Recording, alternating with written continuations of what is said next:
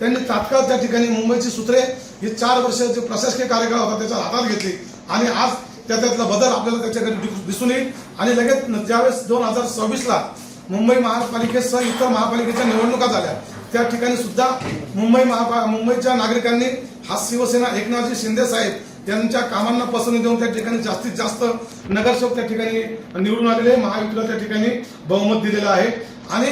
याच्यावर आपली कामाची तुलना होते. नुसतं भाषण करणं वगैरे हे आम्ही जवळून बघितलेलं आहे, परंतु आम्ही प्रॅक्टिकल काम करणारे कार्यकर्ते आहोत आणि आपण हेही बघितलं असेल नाशिक शहरामध्ये खड्डे पडलेले आहे. हे पाऊस मोठ्या प्रमाणामध्ये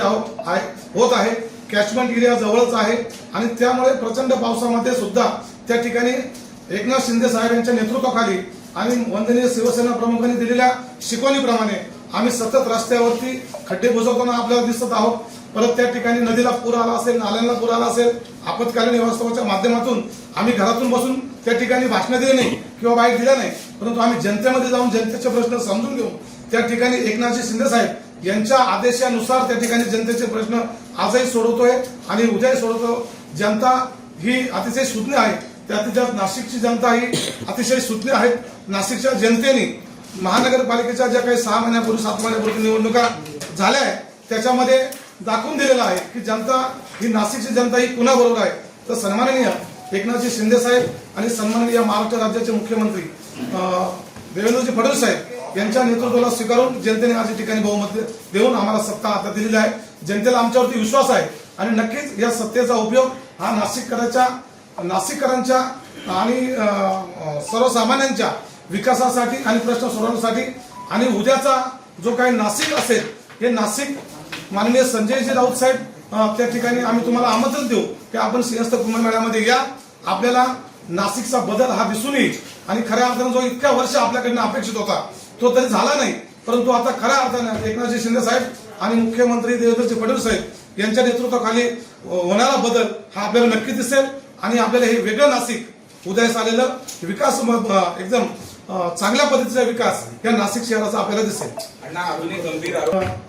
खड्ड्यांमध्ये दुर्दैवी काही अपघात होऊन मृत्यू झालेले आहेत, ही बाब नाकारता येणार नाही. त्यांच्या सोबत त्या कुटुंबासोबत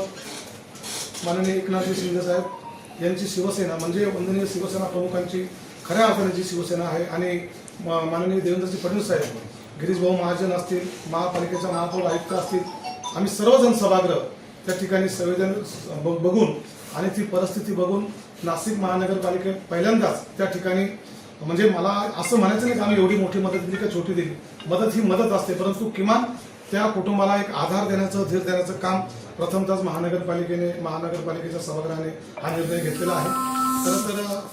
असा अपघाती मृत्यू कोणाचा ज्यावेळेस होतो त्या कुटुंबाची काय परिस्थिती असते, मला असं वाटतं संजयजी राऊत साहेब एवढे लांब आले होते, मला असं वाटतं त्या कुटुंबाला जर भेटले असते तर नक्कीच त्या कुटुंबांची परिस्थिती किंवा त्यांच्यावरती या खड्ड्याच्या आडून आपलं राजकारण हे होत राहील. परंतु अशा परिस्थितीमध्ये असे फोटो लावून किंवा